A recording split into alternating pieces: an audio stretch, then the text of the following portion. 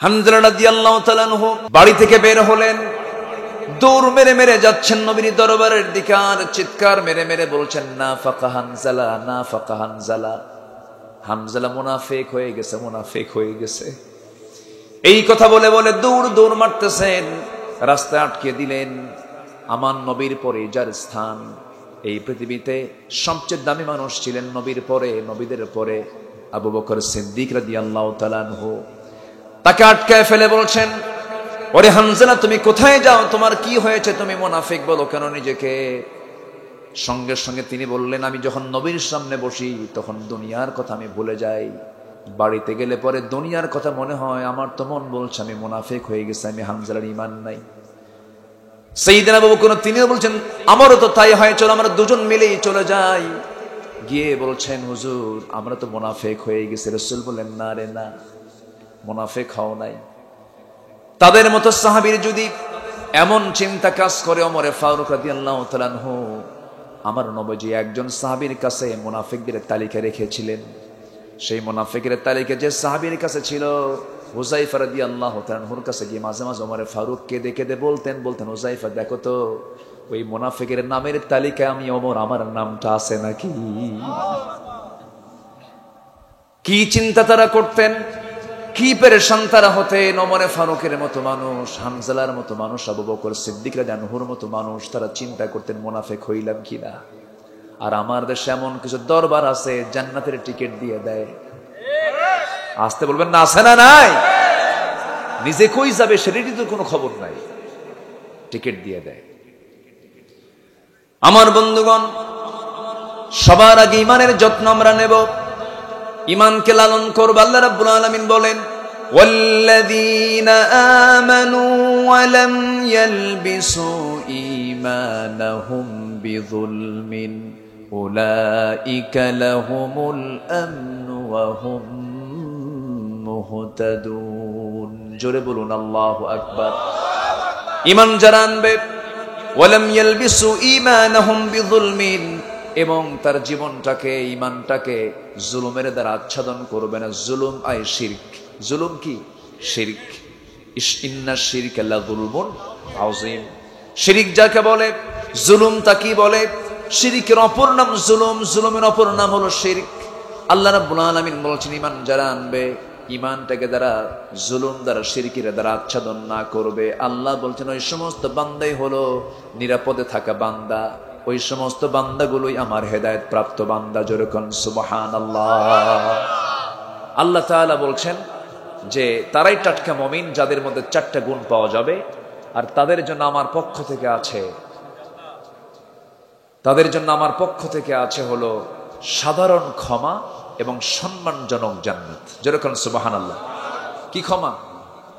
তাহলে আল্লাহ যদি ক্ষমা করে দেন, তার ঠিকানা কোথায় হবে? কার বিধান দিয়া? ইমানি চেতনা এবং কার বিধান? আল্লাহর বিধান দিয়ে তিনি সক্ষম হয়েছিলেন। তিনি চেষ্টা কম করেননি। তিনি হালফুল ফুজুল গঠন করেছিলেন, সমাজকে সংশোধন করার জন্য পারেননি। কেন পারেননি? ব্যর্থ হয়েছেন। রাসূলের মতো মানুষ ব্যর্থ হয়েছেন, বিশ্বনবীর মতো মানুষ যার জীবনে একটা মিথ্যা কথা ছিল না, জীবনে মিথ্যার আশ্রয় তিনি কখনো নেননি, অথচ তিনি ব্যর্থ হলেন কেন? কারণ তার কাছে তখন সত্য আসে নাই, ওহীটা আসে নাই। আমার নবীজি হালফুল ফুজুল গঠন করলেন, সফল হতে পারলেন না। 63 বছর 9 ঘন্টার জীবন তার ছিল। নবুয়ত পেয়েছেন 40 বছর বয়সে। 40 বছর পর্যন্ত চেষ্টা করেছেন, পারেন নাই। নদীতে মাছ মারতে গেলাম, মাছ মারতে গিয়ে যদি মাছ জালের মধ্যে প্রচুর, আমি দেখলাম আটকে গেছে মাছ, আপনি ধরলেন, প্রচুর মাছ আপনি ধরেছেন জালে, কিন্তু মাছটা যে পাত্রে রাখবেন সেই পাত্রের তলা নাই। এই পাত্রকে এলাকায় কি বলে?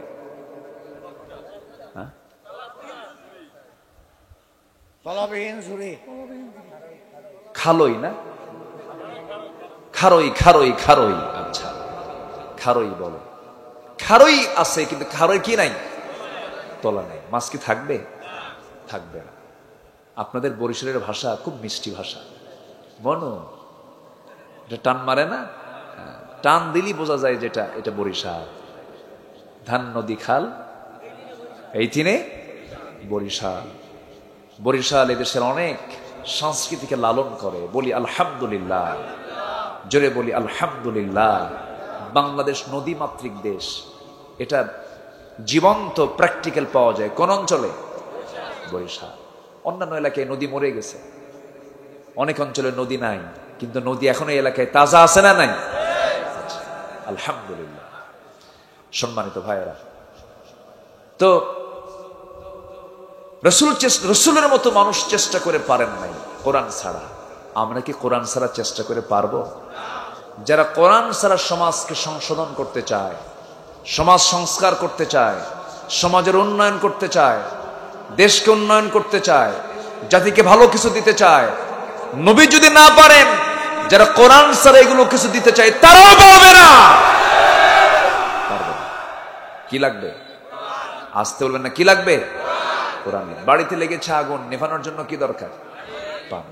বাড়িওয়ালা হাউমাউ করে কান্দার চিৎকার করে বলে, কার কাছে কি আছে আমারে তা নিয়ে বাঁচাও। এরকম করে চিৎকার করতেছে। পাশে দিয়ে এক বেচারি ভ্যানে করে নিয়ে যাচ্ছে ড্রাম ভর্তি ডিজেল। যখন শুনছে যার কাছে যা কিছু আছে তা নিয়ে আমারে বাঁচাও, ড্রাম ভর্তি ডিজেল দিছে, বিসমিল্লাহ বলে ঢেলে। আগুন কি কমবে না বাড়বে?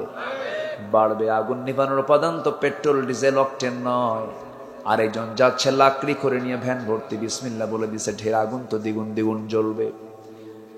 আগুন নিভানোর জন্য যেমন পেট্রোল, ডিজেল, অকটেন যেমন উপযুক্ত নয়, তা দ্বিগুণ দ্বিগুণ বাড়িয়ে দেবে, ঠিক তেমনি সমাজের যে আগুন দুনিয়া জুড়ে দাও দাও করে জ্বলছে, এটার জন্য দুনিয়ার কোন আইন দিয়ে কখনোই আগুন নিববে না। একমাত্র আগুন নিববে আমার আল্লাহ তাআলার বিধান দিয়া।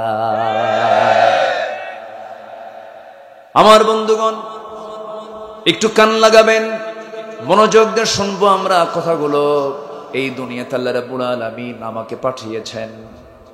আমার যতদিন হায়াত আছে এর চাইতে আমি এক চুল পরিমাণ বেশি বাঁচবো না, এবং এর চেয়ে আগেও মারা যাব না। লা ইস্তাখিরুনা সাআতান ওয়া লা ইস্তাকদিমুন। নির্দিষ্ট টাইমে জন্ম, নির্দিষ্ট টাইম আমার মরণ হয়ে যাবে। হয়তো বলে ফেলি, লোকটা ওই জায়গায় গেলে তো অ্যাক্সিডেন্টটা হতো না, এই কাজটা করলে তো এই মৃত্যুটা তার হতো না। এটা আমাদের মুখের কথা, কিন্তু ফয়সালা রেখেছেন তিনি আমার কে? আমার বন্ধুগণ, কিন্তু আল্লাহর সামনে আমি কি নিয়ে যাচ্ছি এটাই তো আমার সবচেয়ে বড় বিষয়। আল্লাহ রাব্বুল আলামিন বান্দাকে একাধিক জায়গায় এই ব্যাপারে সতর্ক করেছেন। Preparation of আখিরাহ।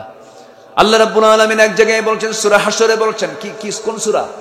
হাশর। হাশর কি দুনিয়া হবে না আখিরাতে? আল্লাহ রাব্বুল আলামিন বলেন, ওয়াল তানজুর নাফসুম মা কদ্দামাত লিগাদিন ওয়াত্তাকুল্লাহ ইন্নাল্লাহা খাবীরুম বিমা তা'মালুন। ও বান্দা, তুমি আগামী দিনের জন্য কি পাঠাচ্ছ সেই দিকে আগে খেয়াল করো। তোমরা যা করো আল্লাহ কিন্তু সব খবরগুলো জানেন। বান্দা, তুমি কি জানো আমি তোমাকে হাসরের ময়দানে কিন্তু অন্ধ করে তুলবো, আমি কানা করে তুলবো। অন্ধ লোক কি রাস্তা খুঁজে পায় নাকি? আল্লাহ বলছেন, ওয়ামান أعرض عن ذكري فإن له معيشة ضنكا ونحشره يوم القيامة أعمى قال رب لم حشرتني أعمى وقد كنت بصيرا قال كذلك أتتك آياتنا فنسيتها وكذلك اليوم تنسى। জোরে বলুন আল্লাহু আকবার।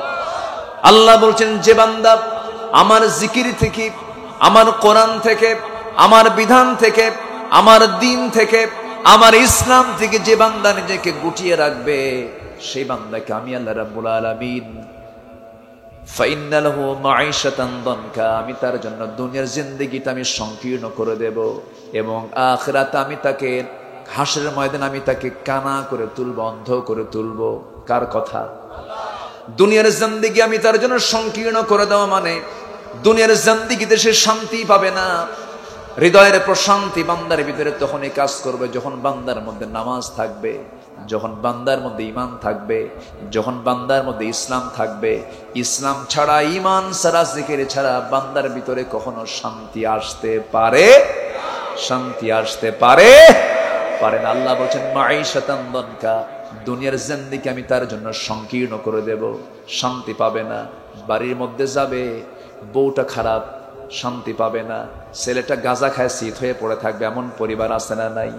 হাজার হাজার কোটি টাকার মালিক, কিন্তু হাজার কোটি টাকার মালিক হলে হবে কি, ঘরের মধ্যে ঢোকা মাত্র ছেলে তার বাবাকে লক্ষ্য করে পিস্তল উঁচায়া থাকে, গুলি করার জন্য উদ্যত হয়ে যায়। এই যে আচরণগুলো করে, এই যে চরিত্রগুলো দেখতে থাকে, পিতা কর্তৃক সন্তান লাঞ্ছিত, সন্তান কর্তৃক পিতা লাঞ্ছিত, স্বামী বউকে দাম দেয় না, বউ স্বামীকে দাম দেয় না। এটাই হলো মাঈশাতান দানকা, দুনিয়ার জিন্দেগি আমি তার জন্য সংকীর্ণ করে দেব। হাজার হাজার কোটি টাকার মালিক খেতে পারে না, আছে না নাই বলেন? গ্রামের লোক বেশি খায় না শহরের লোক বেশি খায়? হ্যাঁ, কিন্তু টাকা বেশি কাদের? শহরের লোক। শহরের লোক কি বেশি খায় না কম খায়? শুধু কম খায় না, একেবারেই কম খায়। হাজার কোটি টাকার মালিক, সামনে খাবার প্রস্তুত, 1 কেজি আঙ্গুর নিয়ে বসে, কিন্তু খেতে নিলে ডাক্তার বলে একটা খাবি আর বাকিগুলো চায়া থেকে দেখবি, ঠিক কিনা বলে? খাইতে পারে না। হাজার কোটি টাকার মালিক, মাঈশাতান দানকা, এটাই মাঈশাতান দানকা। সম্মানিত ভাইয়েরা, আল্লাহ তাআলা গরিবকে দিয়েছেন, আমার এটা একটা গবেষণা ভাঙ্গাচোরা, গরিবকে দিয়েছেন আল্লাহ তাআলা খাওয়ার জন্য, আর ধনীকে দিয়েছেন টাকাগুলো দেখার জন্য। শুধু টাকা দেখবি আর গরিব খাবার খাবে। আল্লাহু আকবার। গ্রামের মানুষকে প্লেট নিয়ে বসে না, কি নিয়ে বসে? গাবলা নিয়ে বসে। এলাকায় গাবলা কয়, গাবলা নিয়ে বসে। যখন খাইতে বসে, সকালবেলা ঘুম থেকে উঠি নামাজটা পড়ে চলে গেছে মাঠে, পরিশ্রম করে বাড়িতে এসে গাবলা নিয়ে বসে। 1 কেজি চালের পান্তা খাইয়া কয়, কেমন খাইছো? 1 কেজি হলে ভালো হয়, ঠিক কিনা বলেন? এটাই হচ্ছে মানে আল্লাহ তাআলা হুকুম যদি কোনো বান্দা মেনে চলে, নিয়ামত দিবেন কে? বরকত দিবেন কে? রহমত দিয়ে ধন্য করবেন কে? সম্মানিত ভাইয়েরা, এই জন্য আমরা সর্বক্ষণ আমাদের দায়িত্ব হচ্ছে একটাই, সেটা হলো পৃথিবীতে এসেছি আমরা কার জিকির করার জন্য, কার হুকুম মানার জন্য, কার দিন মানার জন্য? আল্লাহর দিন মানার জন্য। ঈমানকে আমরা লালন করব, ঈমানকে আমরা যত্ন করব। ঈমানের যত্ন করতে নিয়ে জীবন দিয়েছেন কত নবী, ঈমানের যত্ন নিতে গিয়ে কত সাহাবে কেরামের জীবন হাসতে হাসতে চলে গেছে। আমার বন্ধুগণ, একটা লোকের কথা আমি প্রায়, আমার একজন সাহাবীর কথা প্রায় মনে পড়ে। গত রমজানে আমি ওমরায় গিয়েছিলাম। একজন বন্ধু আমাকে রাস্তায় গাড়িতে করে আমাকে ঘোরায় বেড়ালেন। আজকে তিনি কবরবাসী হয়েছেন, নাম তার মিজান। আমার ছোট মারা গেছেন। উনি বললেন, ও আমার ভাইজান, আপনাকে আজকে একটা স্পট দেখাবো। গাড়িতে করে নিয়ে আমাকে ঘোরাচ্ছেন। হঠাৎ করে এক জায়গায় ব্রেক মারলেন। ব্রেক মেরেই বলছেন, চতুর্দিকে বিল্ডিং, আর মাঝখানে যে বিশাল ফাঁকা জায়গায়, ও আমার দোস্ত বন্ধু, আপনার তো জানা নাই, এই জায়গার নাম হলো বাত্তা কুরাইশ। এই জায়গাতে আমার নবীর প্রিয় সাহাবী বেলালকে এই জায়গায় প্রত্যেকদিন নিয়ে এসে বুকে পাথরও চাপা দিয়া তাকে এই জায়গায় কষ্ট দিত, শাস্তি দিত, নির্যাতন করত, জুলুম করত। সাইয়েদনা বেলালকে যখন তার মনি বোমাইয়া বলে ফেলেছিল, বেলাল শুনলাম তুমি নাকি ঈমান এনেছো, তুমি ঈমানটা ছেড়ে দাও, তুমি কাজ করবে আমার, গুণগান গাবে মুহাম্মাদের, এটা হতে পারে না। সাইয়েদনা বেলাল বললেন, আমার মনি বোমাইয়া, আপনি আমাকে যে প্রস্তাব দিয়েছেন, হাসতে হাসতে দুনিয়া থেকে জীবনটা দিয়ে দেব, কিন্তু ঈমান নামক বড় দৌলত আমি কখনো ছাড়তে পারবো না। পাকড়াও করে ফেলল। উটের পাকানো রশি দিয়া, উট যে রশিদে বাঁধা হয়, খেজুর পাকানো রশি দিয়া তাকে গলায় বেঁধে টেনে হেঁচড়ে নিয়ে আসলো সেই বাত্তা কুরাইশের সেই জায়গায়। বুকের উপরে পাথর চাপা দিয়া তাকে মারা হচ্ছে, নির্যাতন করা হচ্ছে। শুধু বেলালের মুখ থেকে একটা আওয়াজ বের হয়, সূরা ইখলাস তখন নাজিল হয়ে গেছে। সূরা ইখলাস এমন একটা সূরার নাম, এই সূরাটা যদি কোনো বান্দা যদি পরপর 3 বার বলে, গোটা কোরআন খতমের সমান সব তার আমলনামায় হয়ে যায়। বারবার শুধু বেলাল বলছেন, কুল হুয়াল্লাহু আহাদ আল্লাহুস সামাদ লাম ইয়ালিদ ওয়া লাম ইউলাদ ওয়া লাম ইয়াকুল লাহু কুফুয়ান আহাদ। বারবার আল্লাহ আহাদ, আল্লাহ আল্লাহ আহাদ বারবার বলছেন। উমাইয়ার সহ্য হলো না, দৌড় মেরে গিয়ে তার বুকের উপরে বসলো, বাম হাত তার মুখের মধ্যে ঢুকায়া দিয়া জোর করে সেই জিহ্বার টান মেরে বাইরে বের করে বাবলা গাছের কাটা, শক্ত কাটা জিহ্বার মধ্যে ঢুকায়া দিল। ফিঙ্কি দিয়া রক্ত পড়া শুরু হয়ে গেল। বলা হলো, বেলাল রে, তোর জিহ্বা অচল করে দিয়েছে, তুই তো রব আল্লাহর জিকির করবি কেমনে? আমি তোর জিহ্বা অচল করে দিলাম। সাইয়েদনা বেলাল ওই সময় শাহাদাত আঙ্গুল উঁচু করে ইশারা করে বলতেছে, ক্ষত মুখ নিয়া, ক্ষত জিহ্বা নিয়া ইশারা করে বলতেছে, উমাইয়া তুমি আমার জিহ্বা অচল করলে কি হবে? আমার দিলের মাকামে আমি আল্লাহর নামটা অঙ্কন করে নিয়েছি। নবীর কানে সংবাদ চলে গেল, নবী আমার শুনতে পেলেন। নবী শোনার সঙ্গে সঙ্গে বললেন, আবু বকর, আল্লাহ তোমাকে মিলিয়নার বানিয়েছেন, বিলিয়নার বানিয়েছেন, প্রচুর টাকার মালিক তোমাকে বানিয়েছেন। তুমি যদি তোমার এই টাকার বিনিময়ে হলে, স্বর্ণ মুদ্রার বিনিময়ে হলে আমার বেলালকে যদি তুমি মুক্ত করে আনো, আমি ওয়াদা করছি আল্লাহ তোমাকে এর বিনিময়ে জান্নাত দিয়ে দিবে। সাইয়েদনা বেলাল স্বর্ণ মুদ্রা নিয়ে চলে গেলেন। স্বর্ণ মুদ্রা নিয়ে গিয়ে উমাইয়ার মুখে মেরে দিয়ে বলেন, যা লাগবে নিয়ে নে, বেলালকে মুক্ত করে দে, বেলালকে মুক্ত করে এনে নবীর সামনে যখন হাজির করলেন, রাসূল তার আপাদমস্তক দেখতে পেলেন, মাথা থেকে পা পর্যন্ত এমন কোন জায়গা নাই যে জায়গায় জখমের চিহ্ন বাদ আছে, রক্ত ঝরতেছে। রাসূল বলছেন, বেলাল রে, তুই চিন্তা করবি না বেলাল, তোর দেহ থেকে রক্ত যখন এই মক্কার জমিনে যখন স্পর্শ করেছে, বেশি দিন বিলম্ব নয়, এই জমিনেই দেখতে পাবি আল্লাহর দ্বীন কায়েম হয়ে গেছে। আমার বন্ধুগণ, ঈমান আনা মানে পরীক্ষায় পড়ে যাওয়া। আলা ইয়াসার, ইয়াসার পরিবারের কথা কে না জানেন? দিন এনেছেন ইয়াসারকে পাখির বাচ্চার মতো দুই টুকরা করে দুনিয়া থেকে বিদায় করে দেওয়া হয়েছে, মুরগির রানের মতো দুই টুকরা করে বিদায় করে দেওয়া হয়েছে। সুমাইয়ার মতো মহিলাকে বর্ষার আঘাতে বুক দিয়ে ঢুকে পিঠ দিয়ে বর্ষা বের করে দুনিয়া থেকে বিদায় করে দেওয়া হয়েছে। সবার মধ্যে একটাই জিকির ছিল, লা ইলাহা ইল্লাল্লাহু মুহাম্মাদুর রাসূলুল্লাহ, লা ইলাহা ইল্লাল্লাহু মুহাম্মাদুর রাসূলুল্লাহ। ঈমানের জিকির করার দরকার আছে না নাই? ঈমান এনেছি আমরা, জিকির করব কার? আল্লাহ এক নাম্বার কথা বলছেন, তুমি সফল হবে, টাটকা মুমিন হবে। এক নাম্বার শর্ত হলো ঈমানটা তুমি আনবা। নাম্বার 2 হলো তোমাকে হিজরত করতে হবে। ওয়াল্লাযীনা আমানু হাজারু, যারা হিজরত করবে, হিজরত যারা করবে, হিজরতের দুটো ব্যাখ্যা। আল মুহাজিরু মান হাজারা মা নাহাল্লাহু আনহু, প্রকৃত মুহাজির তো তাকে বলে যে আল্লাহর নিষিদ্ধ হারাম কাজগুলো যে বাদ দেয়, তাকে মুহাজির বলা হয়। আবার মুহাজির মানে রাসূল, এখানে রাসূল যে দেশ ছেড়ে মদিনায় গিয়েছিলেন, মক্কা ছেড়ে মদিনায় গিয়েছিলেন, এটার নাম কি বলেন? হিজরত। আল্লাহ তাআলা তার পছন্দের অনেক পয়গম্বরকে পর্যন্ত হিজরতের মুখোমুখি করেছেন। একজন নবী আল্লাহর সঙ্গে ডাইরেক্ট কথা বলেছেন, কোনো ফেরেশতা লাগতো না। সেই নবীর নামটা কি? মানে সেই নবীর নামটা কি? মূসা আলাইহিস সালাতু ওয়াস সালাম, তিনিও হিজরত করেছেন। ইব্রাহিম আলাইহিস সালাতু ওয়াস সালাম হিজরত করেছেন, আমার নবীও হিজরত করেছেন। হিজরতের এক নম্বর উদ্দেশ্য ছিল, সেটা হলো এই জমিনে কার দিন কায়েম করা। আসতে বলবেন না, কার দিন কায়েম করা। শারা'a লাকুম মিনাদ-দীনি মা ওয়াসসা বিহি নূহান ওয়াল্লাযী আওহাইনা ইলা ইব্রাহিম ওয়া মূসা ওয়া ঈসা আন আকিমুদ-দীন ওয়া লা তাতাফাররাকু ফীহি। জোরে বলুন আল্লাহু আকবার। সব নবী কিয়ামতের দিনের কাজ করেছেন। মূসা আলাইহিস সালাতু ওয়াস সালামের হিজরত করতে হয়েছে। এই নবীকে আল্লাহ তাআলা একটু বেশি রাগ দিয়েছিলেন, খুব রাগী মানুষ ছিলেন। যারা রাগী মানুষ হয় তারা ভালো মানুষ হয়, যারা রাগেও না, হাসেও না, কান্দেও না, তাদেরকে শয়তানের বুঝতেও কষ্ট হয়। মেজাজে মানুষ ছিলেন আল্লাহর পয়গম্বর মূসা আলাইহিস সালাতু ওয়াস সালাম, খুব মেজাজ ছিল তার, কিন্তু মেজাজটা ছিল তার ইসলামের পক্ষে, হকের পক্ষে। খুব রাগী মানুষ ছিলেন, একটু রাগ হলেই হাত লাগায় দিতেন। এক বেচারি ফেরাউন গোত্রের মানুষ এসে তার সামনে তর্ক বিতর্ক করে। মূসা আলাইহিস সালাতু ওয়াস সালাম বললেন, তুমি ভুল করছো না, ভুল করছো না, ভুল করছো না। শেষ পর্যন্ত যখন সে বারবার বাকামি করছে, হাতটা আগায় দিয়ে মারছেন থাপ্পড় শাসন করার জন্য, মারছেন থাপ্পড় শাসন করার জন্য, কিন্তু মারাও সারা, মরে যাওয়াও সারা। আল্লাহকে বলে, আল্লাহর দোষ তো আমার না, ওকে শাসন করার জন্য মারছি, মরে গেছে, তুমি আসামি। কারে কয়? আল্লাহ রেখা, আমি তো মারার নিয়তে মারি না, আমি তো ওকে শাসন করার জন্য মারছি। আল্লাহ বলেন কথা কইয়া লাভ নাই, তোমার এখন দেশ ছাড়তে হবে। দেশ ছাড়লেন, যেদিকে চোখ চলে যায় সেদিকে চলে গেলেন। ওয়াল্লাযীনা আমানু ওয়া হাজারু, হিজরত করে চলে গেলেন মিশর থেকে, চলে গেলেন মাদিয়ান। কোথায় চলে গেলেন?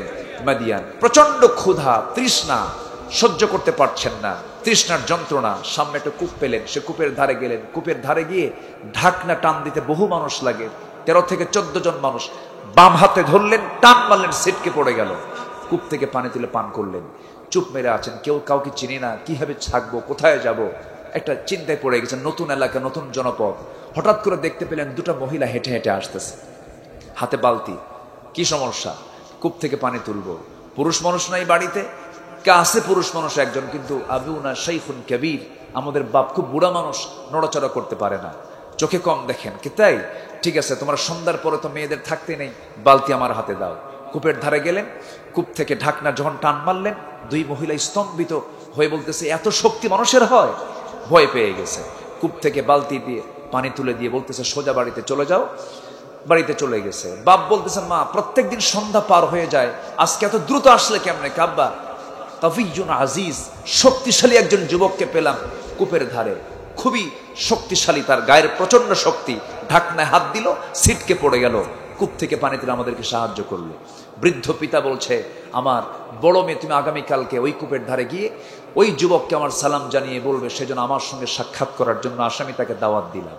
পরের দিন চলে আসছে, সালাম জানিয়ে বলল যে আপনাকে দাওয়াত, আমার আব্বা আপনাকে দাওয়াত দিয়েছেন, উনি বুড়া মানুষ, উনি চোখে দেখেন না, আপনি তার দাওয়াত মঞ্জুর করুন। ঠিক আছে, আমি যাব, তবে শর্ত হলো আমি তো চিনি না, আমি কেমন করে যাব, তুমি আমাকে চেনায় দিবা। কে? ঠিক আছে, আপনার কোনো চিন্তা নাই, আমি সামনে সামনে চলবো, আপনি পিছে পিছে আসবেন, আমাকে দেখে দেখে আমাকে ফলো করে। মুসলিমের মেজাজ গেছে গরম হয়ে, তিনি বলতেছেন, তুমি আমাকে কি বললা? তুমি মহিলা হয়ে সামনে চলবা আর আমি পিছে পিছে হাঁটবো? এমন পুরুষ তো আমি মুসা না, আমি সামনে যাব, তুই পিছে আস। আল্লাহু আকবার বলো। আজকে গোটা দুনিয়া চলছে পুরুষের পিছে না নারীর পিছে? মসজিদের নামাজ হবে কার পিছে? বলেন বলেন, ইমাম হবে কে? ইমাম হবে কে? পৃথিবীর সমস্ত পয়গম্বরের নারী না পুরুষ? নেতৃত্ব আসবে নারী না পুরুষের? পুরুষের। শিখিয়েছেন, হুকুম দিয়েছেন তিনি আমার কে? মুসা আলাইহিস সালাতু ওয়াস সালাম বললেন, না, আমি সামনে সামনে চলবো, তুমি আমার পিছে পিছে থাকবা, বেশি কথা বলবা না, শুধু বলবা ডান বাম, ডান বাম। এর চেয়ে বেশি কথা বললেই রোগ সৃষ্টি হবে। তুমি পুরুষ, আমি নারী, আর আমি যদি পিছে পিছে থাকি আমার চোখের গুনাহ হবে। আমি সামনে থাকবো, তুমি পিছে পিছে থাকবা। মহিলা মনে মনে কয়, গতকালকে শক্তি বেশি দেখলাম, আজকে দেখি চরিত্র ভালো, ছায়া থাকে না। আলহামদুলিল্লাহ বলবেন না? তাহলে ভালো নারীর গুণ, ভালো নারী পুরুষের দুটো গুণকে পছন্দ করে, একটা হলো শারীরিক সক্ষমতা, আরেকটা হচ্ছে চরিত্র সুন্দর। আজকের মেয়েদের মধ্যে কি সেই মানসিকতা আছে? সেই মানসিকতা আছে? আজকের মেয়েরা পছন্দ করে দাড়িওয়ালা না দাড়ি ছাড়া? হ্যাঁ, মাথার চুলের ফ্যাশন দেখে কেমন, দুই দিকে চুল নাই, পিছনেও চুল নাই, মাঝখানে দক্ষিণ তালপট্টির দ্বীপ, কাউয়া কাটিং আছে না নাই? এ হলো মাথার চুল। প্যান্ট একখান পরে দুই হাঁটু ফাটা, আছে না নাই? দুই হাঁটু ফাটা। মেয়ে তার বাপকে বলে, আব্বা ওই ফাটা প্যান্টই ভালো লাগে আমার। কি প্যান্ট ভালো লাগে? ফাটা প্যান্টই ভালো লাগে। এগুলো নিয়ে নামাজ পড়লে কি নামাজ হয়? যুবকরা, এগুলো তোমার পোশাক হবে না, তোমার পোশাক হতে হবে মুহাম্মদ সাল্লাল্লাহু আলাইহি ওয়াসাল্লাম। তোমার মাথার চুল থেকে শুরু করে নিয়ে পার গোড়ালি পর্যন্ত সব হতে হবে কার সুন্নাহ? কার সুন্নাহ? নবীর সুন্নাহ। অনেকদিন আগে মসজিদে নামাজ পড়তে গেছি, এক যুবক দেখি নামাজে শুরু করবে নামাজ, মসজিদে ঢুকিয়ে তো 2 রাকাত নামাজ পড়তে হয়, তো দেখি ওর নামাজ, ও এমন প্যান্ট পরছে, এরকম সাইজের প্যান্ট পরছে, এমন, এখন তো প্যান্ট নাভির উপরে পড়ে না নাভির নিচে পড়ে? নাভির এত নিচে, সীমান্ত বর্ডার, যে কোনো মুহূর্তে অঘটন করতে পারে। তো দেখি যে সে রুকুতে গেল, রুকুর ঠেলায় দেখি শার্ট উপরে প্যান্ট নিচে, মাঝখানে নাই। ভাবলাম এই তো রুকু, সেজদায় যে কি হয় আল্লাহ জানে। সেজদায় যখন গেছে তখন দেখি প্যান্ট খুইলা আন্ডার প্যান্ট বের হইছে। বলেন, যে পোশাকে নামাজ হয় না সে পোশাক কি বৈধ হতে পারে? মেয়ের বাপ বলে, মা বিয়ে দেব, ছেলের মুখে দাড়ি আছে। মেয়ে কয়, আব্বা ও তো চাচা হয়ে গেছে। কি হয়ে গেছে? চাচা হয়ে গেছে। আমার মা যারা শুনছেন কথাগুলো, একটু মেনে চলার চেষ্টা করবেন, ইসলাম মেনে চলার চেষ্টা করবেন। মুসা আলাইহিস সালাতু ওয়াস সালাম সামনে সামনে চললেন, মহিলা পিছে পিছে আসে। বাড়িতে পৌঁছে গেলেন, বুড়া লোকের সঙ্গে দেখা হলো, সালাম বিনিময় হলো। জড়িয়ে ধরলেন। জড়িয়ে ধরে সালাম বিনিময় হওয়ার সঙ্গে সঙ্গেই মুসা আলাইহিস সালাম বলে ফেললেন, আমি অত্যন্ত ধন্য, একজনের সঙ্গে আমার পরিচয় হয়ে গেল, আমি কাউকে চিনি না। এবার বৃদ্ধ লোকটা বলতেছো, যুবক তুমি আমার সঙ্গে আমার কোনোদিন কথা হয় নাই, দেখা হয় নাই, কিন্তু আমি তোমাকে চিনি, তোমার নাম মূসা। থরথর করে উনি কাঁপতেছেন, ভাবতেছেন এটা বুঝে ফেরাউনের লোক কিনা, চিন্তায় পড়ে গেছেন। হিজরত করে আসছেন তো তিনি, সঙ্গে সঙ্গে বলছেন, ও মূসা কি চিন্তা করো, আরো কিছু জানি কি, থাপ্পড় মারছো, মানুষ মরে গেছে, এরপরে আসছো। আরো চিন্তায় পড়ে গেলেন। এবার বলছেন, শোনো মূসা, কোনো চিন্তার কারণ নাই, তুমি যে বৃদ্ধ লোকটার সামনে দাঁড়িয়ে দাঁড়িয়ে কথা বলতেছো, সাধারণ কোন বুড়ার কাতারের বুড়া আমি নই, আমি হলাম সেই বুড়া মানুষ যাকে আল্লাহ রাব্বুল আলামিন ওয়াইলা মাদিয়ানা খাহুম শুআইবা, এই মাদিয়ানবাসীর জন্য যাকে পয়গম্বর করে পাঠানো হয়েছে, আমি হলাম সেই পয়গম্বর শুআইব আলাইহিস সালাতু ওয়াস সালাম। মূসা আলাইহিস সালাম সেই সময় আল্লাহর নবী হন নাই, নবুয়ত পান নাই, তিনি অত্যন্ত আনন্দিত হলেন। জড়িয়ে ধরে বলছেন, আমার জীবন ধন্য হলো, নবীর সঙ্গে পরিচয় হয়ে গেল, আমি এখানেই থেকে যাব। এবার সুন্দর করে সওয়াব আলাইহিস সালাতু ওয়াস সালাম বলছেন, শোনো, তুমি গতকালকে আমার মেয়ে দুটাকে দেখেছো, আজকে আমার মেয়েকে দেখেছো, এই দুইটা মেয়ের যে কোনো একটা মেয়েকে আমি তোমার সঙ্গে বিয়ে দেব, তুমি কি বিয়ে করতে রাজি আছো নাকি? উনি বিনা চিন্তায় বলে ফেলেন, হ্যাঁ আমি রাজি আছি, প্রস্তুত আছি। কিন্তু সওয়াব আলাইহিস সালাতু ওয়াস সালাম বললেন, বিয়ে তো দেব আমি তোমারে, তবে শর্ত হলো এখন দেওয়া যাবে না, কারণ তোমার রেকর্ড ভালো না, থাপ্পড় মারলে মানুষ মরে, বুঝেন না? অতএব তোমাকে একটু ধৈর্যের কিছু শিক্ষা নিতে হবে। কি? আমার বাড়িতে কিছু ছাগল আছে, এই ছাগলগুলোকে তোমার 8 বছর পালতে হবে, এটা অনার্স কোর্স, আরো 10 বছর হলে পরে মাস্টার্স কোর্স ভালো হয়। 10 বছর পর্যন্ত ছাগল পালনের দায়িত্ব তাকে দেওয়া হলো। যে লোকটার রাগ বেশি, সে লোকটার জন্য ছাগল পালা খুবই সস্তা। এই পৃথিবীতে যত প্রাণী আছে, এর মধ্যে সবচেয়ে শান্ত স্বভাবের প্রাণী হলো ছাগল।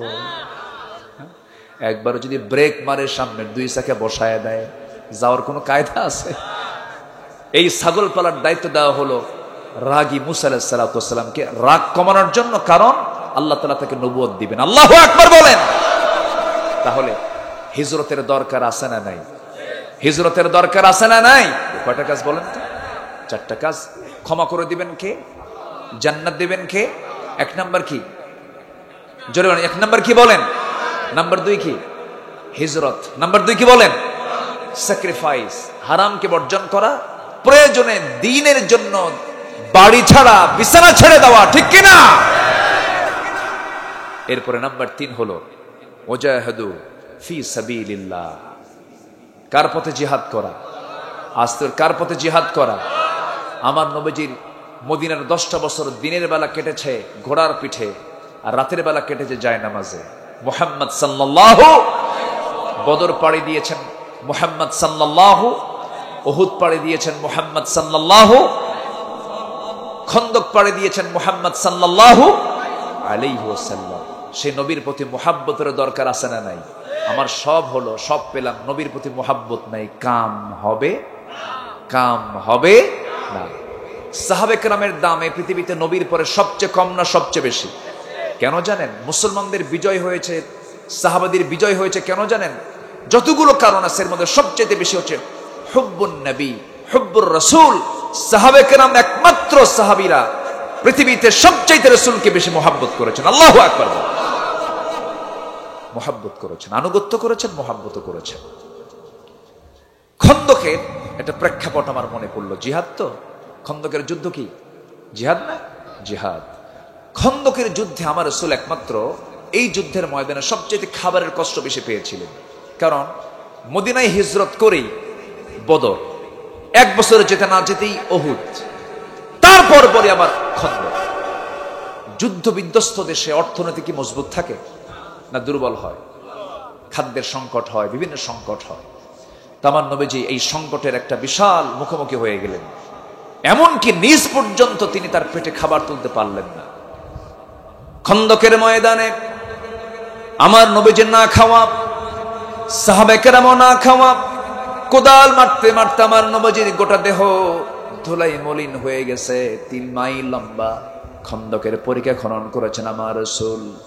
4টা দিন পর্যন্ত না খাওয়া ছিলেন। তায়েফে গিয়ে 3টা রাত না খাওয়া ছিলেন। খন্দকে গিয়ে তিনি 4টা রাত না খাওয়া ছিলেন। 4 দিন 4 রাত টোটাল। নবীজির এই ক্ষুধার যন্ত্রণা কেউ টের পায় নাই, কোন সাহাবী তেমন টের পায় নাই। তবে একজন সাহাবী রাসূলকে দেখা মাত্রই লক্ষ্য করতে পারলেন নবীজি খাদ্যে কষ্ট ভুগছেন। কাছাকাছি গিয়ে দেখেন পেটটা একটু উঁচা হয়ে আছে। ভালো করে লক্ষ্য করে দেখেন আমার নবীজি ক্ষুধার যন্ত্রণায় পেটে পাথর বেঁধেছেন। নবীজি পেটে পাথর বেঁধেছেন, কিন্তু কোন সাহাবী দেখে নাই। একজন সাহাবী দেখি তিনি হাউমাউ করে কেঁদে উঠে বলছেন, হুজুর আপনি প্রকাশ করেন নাই, কিন্তু আমি কিন্তু দেখে ফেলেছি আপনি পেটে পাথর বেঁধেছেন। সঙ্গে সঙ্গে রাসূল বলছেন, ও আমার সাহাবী যাবে, এই কথা তুমি কাউকে বলো না, সাহাবীরা কান্নায় ভেঙ্গে পড়বে, কাউকে বলার দরকার নাই। রাসূল বলছেন, ও জাবের তুমি কি করতে চাও বলো। তিনি কেঁদে কেঁদে বলছে, হুজুর আমি তো গরিব মানুষ, আমিও না খাওয়া আছি, কিন্তু আপনার এই কষ্ট সহ্য হচ্ছে না, আপনি যদি আমাকে অনুমতি দেন বাড়িতে ফিরে যাব। আমি ছোট্ট একটা ছাগল আছে, সেই ছাগলটা আমি জবাই করে আমি আপনাকে খাওয়াবো। আপনার প্রিয় খাবার হলো রুটি এবং ছাগলের গোশত, আমি আপনার জন্য ব্যবস্থা করব, যাও ব্যবস্থা করো। বাড়িতে আসলেন, গিন্নিকে বললেন, সালাম জানিয়ে বললেন, সুন্দর করে রান্না বান্না করো, আমার জীবনের শ্রেষ্ঠ দিন হবে আজকে। রান্না বান্না করা হলো। বউ তার স্বামীকে জানিয়ে দিচ্ছেন, আমার স্বামী শুনুন, রাসূলকে কানে কানে দাওয়াত দিবেন, কাউকে জোরে করে বলবেন না, কারণ সব সাহাবী আসলে পরে কারো খাওয়া হবে না, ছোট্ট ছাগলটা আমাদের। ঠিক আছে। কানে কানে গিয়ে বলছেন, হুজুর ছোট্ট ছাগলটা রান্না বান্না হয়ে গেছে, 5 থেকে 6 কেজি গোশত হবে, আপনি চলুন, সাথে 2-1 জনকে নিয়ে চলুন। আমার নবীজি কথাটা শোনা মাত্র মুস্কি মুস্কি হাসি মেরে বলছে, জাবের বসো, আমি একটু দাঁড়াই। নবীজি আমার দাঁড়ায় গেলেন, 600 সাহাবীর সামনে দাঁড়িয়ে বলছেন, সাহাবীরা জাবের আমাকে দিয়েছে তার বাড়িতে দাওয়াত, আর আমি রাসূল তোমাদের সবাইকে দিলাম জাবেরের বাড়িতে দাওয়াত। আমার নবীজির দাওয়াতের এই আহ্বান শুনে জাবের রাদিয়াল্লাহু আনহুর মুখটা ছোট হয়ে গেছে। হুজুর কাম তো সারা 6 কেজি ওজনের ছাগল, 600 কেজি, 600 সাহাবীকে কেমন করে খাওয়াবো, আমার তো পক্ষে সম্ভব না হুজুর। রাসূল বলছেন, জাবের রে চিন্তা করো কেন, তুমি তো আমাকে কেমন লোক পাও নাই, আমার কর্মীরা না খেয়ে থাকবে, আমি রাসূল আমি না তো একা খাবো, এমন নেতা এমন নেতৃত্ব আমি গড়ি নাই। আমার কর্মীও খাবে না, আমিও খাবো না, আমি খাবো, আমার কর্মীরা খাবে। আমি নেতা, আমি খাবো না, আমার কর্মীরা খেতে পারবে না, আমি খাচ্ছি, আমার নেতারাও খাবে, আমি কর্মীকে না খেয়ে আমি নিজে একা খেতে পারবো না। আমার নবীজি সারা জীবনের তবিয়ত ছিল, রাসূল আগে খেতেন না খাওয়াতেন, আজ তো খেতেন না খাওয়াতেন। আজকের নেতাগুলো ম্যাক্সিমাম আগে খায় না খাওয়ায়। আমার কিন্তু কথা না, আপনারা বলবেন, মেহমানকে যে বরণ করতে পারে, মেহমানকে যে খাওয়াতে পারে, সেই বাড়ির হাড়ি কখনো খাদ্য শূন্য হবে না, কখনো খাদ্য শূন্য হবে না। মেহমানকে নিয়ে খেয়েছেন মুহাম্মদ সাল্লাল্লাহু আলাইহি ওয়াসাল্লাম। নবীজি প্রত্যেক রাত্রিতে কিছু মেহমান বন্টন করতেন। এক সাহাবীকে মেহমান বন্টন করবেন রাতের বেলা, সেই সাহাবীর বাড়িতে 3 মাস বাজার নাই। কয় মাস বাজার নাই? 3 মাস বাজার নাই। তো দুপুর বেলা স্বামী বের হচ্ছেন, স্বামীকে ডাক দিয়ে বলছেন, আমার স্বামী 3 মাস বাজার নাই, তো আপনার পকেট থেকে কিছু টাকা জমা করছিলাম, কয়েন, এই কয়েনগুলো নেন, একটু বাজার করে আনবেন, আজকে সন্তানদের নিয়ে একটু তৃপ্তি ভরে খাবো। তো স্বামীর পকেট থেকে কয়েন, স্বামীর পকেট থেকে বউ যদি না বলে টাকা নেয়, জায়েজ আছে? একজন কইছে আছে, আরেকজন কয় নাই। ভালো করে কন, আজকে একটা ফয়সালা দিয়ে যাই, আছে? সালাম সহ না, দেখছেন ফতুয়া আপনারা দিয়ে দিলেন। এক মহিলা সাহাবী নবীর সামনে গিয়ে বলতেছে, হুজুর আমার স্বামী খুব কৃপণ, সহিহ হাদিস কিন্তু, আমার স্বামী খুব কৃপণ, মৌলিক যে চাহিদা তাও পূরণ করে না, আমি কি তার কাছ থেকে না বলে কিছু নিতে পারবো? রাসূল বলেন, খুদি খুদি মা ইয়াকফিক, তুমি গ্রহণ করতে পারো, যা তোমার জন্য প্রয়োজন তুমি ততটুকু গ্রহণ করতে পারো। তাহলে নেওয়া যাবে তখন যখন স্বামী কি হবে, আস্তে খাওয়ায়। কৃপণ হবেন? কৃপণ হওয়া যাবে? হওয়া যাবে না। কৃপণ না হলে নেওয়া যাবে না, বলতে হবে। তো কয়েনগুলো দিয়ে বললেন, আপনি আজকে বাজার করে আনবেন। বাজারে যাবেন, আজান হয়ে গেছে, এখন নামাজ আগে না বাজার আগে? নামাজ ধরেছেন, আমার নবীজি নামাজ পড়াচ্ছেন, খুতবা শুরু করছেন, আসর হয়ে গেছে, মাগরিব হয়ে গেছে, এশা হয়ে গেছে, বাজার আর নাই। ব্যাগটা ফাঁকা নিয়ে এশা নামাজ পড়ে চলে যাবেন। রাসূল বলছেন, তালহা এদিকে আসো, এই যে একটা সাহাবী বাদ পড়ছে, মেহমান, একে নিয়ে যাও, মেহমানদারি করো। মেহমান নিয়ে ফাঁকা ব্যাগ নিয়ে বাড়িতে গেছেন, দরজা ডাক দিচ্ছেন, স্ত্রী দরজা খুলো, সন্তানের মা দরজা খুলো। এই যে বাজারের ব্যাগ বাজার হয়নি, মেহমান নিয়ে আসছে। বউ বলে আলহামদুলিল্লাহ, আমার আপনার বউ বলেন, বললেন বসেন, মেহমানকে বসায় দেন।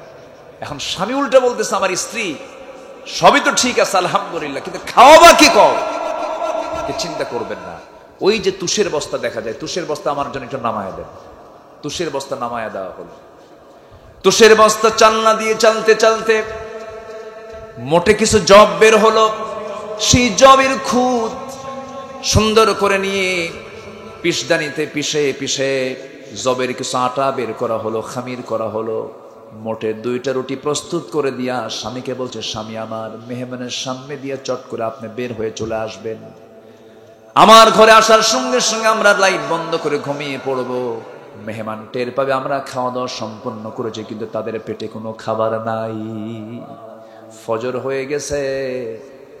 মেহমানকে নিয়ে সেই সাহাবী মসজিদে নববীর দিকে চলে গেলেন। নামাজ শেষ হয়ে গেছে, সব সাহাবী চলে যায়। পিছন থেকে বলছে তালহা রে এইদিকে আসো।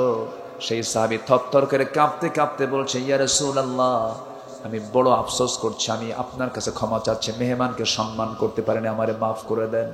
রাসূল বলেন, না রে তালহা, উল্টা বলো কেন? গত রাত্রে তুমি এবং তোমার স্ত্রী যে আচরণটা মেহমানের সঙ্গে করেছো, তোমাদের জীবনের শ্রেষ্ঠ আমেল তোমাদের গতকালকে হয়ে গেছে।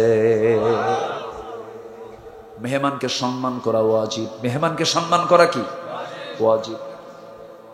এটা মুসলমানদের ঐতিহ্য, এগুলো আজকে হারিয়ে যাবার পথে।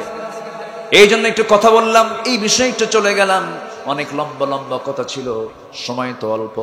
4টা কাজ আমরা শিখে যাব আজকে, শর্ট করে হলেও। 1 নাম্বার হলো ঈমান। 1 নাম্বার কি বলেন? নাম্বার 2 হলো হিজরত। নাম্বার 2 কি? হিজরত। নাম্বার 3 হলো জিহাদ। নাম্বার 3 কি বলেন? জিহাদ। আমার বন্ধুগণ, আমার নবীজি খন্দকের মাঠ থেকে 600 সাহাবীকে নিয়ে ক্ষুধার্ত পেট নিয়ে রাসূল চলে গেছেন সেই সাহাবীর বাড়িতে। বান্দা যা রিজিকের দায়িত্ব তার। এমন সাহাবী যাবে, নবীজির এত কাছের সাহাবী ছিলেন। মদিনার দিকে আসতেছেন সাহাবে কেরাম কিনে, রাসূল কোন এক জায়গা থেকে সফর করে আসতেছেন। সবাই উটের পিঠে চড়ে আসেন। সাইয়েদনা জাবির রাদিয়াল্লাহু আনহু তিনি উটের পিঠে চড়ে আসেন, কিন্তু তার উটটা ছিল বুড়া উট। রাসূল বলছেন, যাবে তোমার মন খারাপ কেন? হুজুর, সবার উট আগে আগে চলে যায়, আমার উটটা বুড়া, সবার পিছে আমি পড়ে আসি, আপনি আমার উটের জন্য একটু দোয়া করে দেন। আমার নবীজির হাতে ছিল লাঠি, লাঠি দিয়ে মারছেন গুতা, এমন গুতা মারছেন উটটা তাজা হয়ে মারছে, এমন দৌড়, সবার আগে জাবিরের উট মদিনায় পৌঁছে গেছে। রাসূল বলেন, জাবের খুশি হয়েছো নাকি? হ্যাঁ খুশি হয়েছি, কিন্তু হুজুর আর কিছু বলবেন নাকি? রাসূল বলেন, এবার উটটা আমারে দিয়ে দাও। রাসূল কি বললেন? উটটা আমারে দিয়ে দাও। এমনি নেব না কিনে নেব? টাকা দিলেন, উটটা কিনলেন। এরপর বলছেন, জাবের তুমি আমার খুব প্রিয় সাহাবী, আমি তোমার কাছ থেকে টাকা দিয়ে উট নেব না, আমি তোমাকে টাকাও দিলাম, তুমি আমার মুহাম্মদের সাহাবী, আমি তোমাকে আবার উটটা দানও করে দিলাম। সাইয়েদনা জাবেরের বাবা ঋণ করে দুনিয়া থেকে বিদায় নিয়েছেন। ঋণের টাকা যারা পাবে তারা সব বাড়িতে ভরে গেছে। দৌড় মেরে চলে গেছেন নবীর কাছে, গিয়ে বলছেন, ইয়া রাসূলুল্লাহ, ঋণদাতা সব বাড়িতে ভরে গেছে, আমার বাবা ঋণ করে চলে গেছে, টাকা তো নাই, কি করে শোধ করে ফেলি? রাসূল বলছেন, তোমার কি আছে হুজুর? খেজুর বাগান আছে, কিন্তু খেজুর নাই, তা দিয়ে ঋণ শোধ হবে না। রাসূল বলেন, আমারে নিয়ে যাও। বরকতের নবী, রহমতের নবী, ওমা আরসালনাকা ইল্লা রাহমাতাল লিল আলামিন। আমার নবী আস্তে করে বললেন, আমাকে সেই খেজুর বাগানের কাছে নিয়ে যাও। খেজুর বাগানের কাছে গেলেন, আস্তে করে বাগানের এক দিক দিয়ে ঢুকলেন, অপর দিক দিয়ে বের হয়ে গেলেন। এত পরিমাণ খেজুর ধরে গেছে, সেই খেজুর বিক্রি করে সব ঋণ শোধ হওয়ার পর অর্ধেক খেজুর তার বাগানে রয়ে গেছে। আমার নবীজি সেই জাবেরের বাড়িতে চলে গেলেন, সালাম দিলেন, বললেন, জাবের তোমার বউকে আমার সালাম জানিয়ে বলো, যেই হাড়িতে গোশত পাকাইছে সেই পাকানো হাড়িটা ঢাকনা যে দিয়েছে সেই ঢাকনা যেন না সরায়।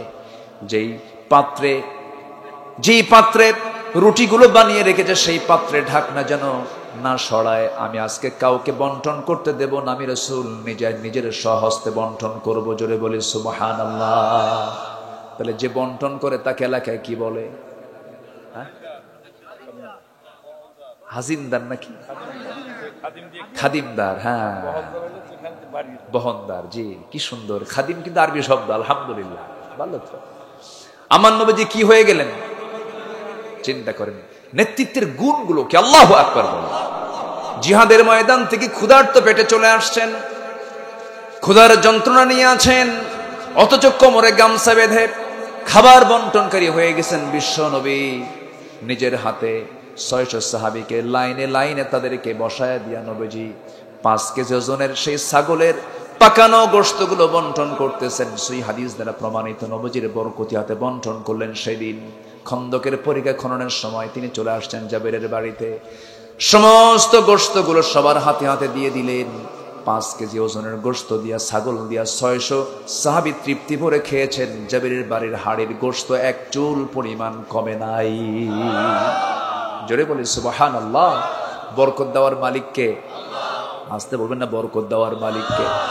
আমার বন্ধুগণ, নাম্বার 4 হলো ওয়াল্লাযীনা আওয়াও ওয়া নাসারু, যারা আশ্রয় দিবে এবং সাহায্য করবে মুজাহিদদেরকে। আল্লাহ রাব্বুল আলামিন বলেন, এই 4টা কাজ যারা করবে, মুজাহিদদের আশ্রয় দেওয়া কিন্তু অনেক রিস্কের কাজ, ঠিক কিনা বলেন?